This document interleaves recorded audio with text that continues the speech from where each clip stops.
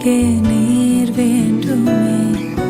நீர் வேண்டும், நீர் வேண்டும், நீர் வேண்டுமே. பரலோக கவனத்தை ஈர்க்க வேண்டுமே. அப்பாவும் கண்களில்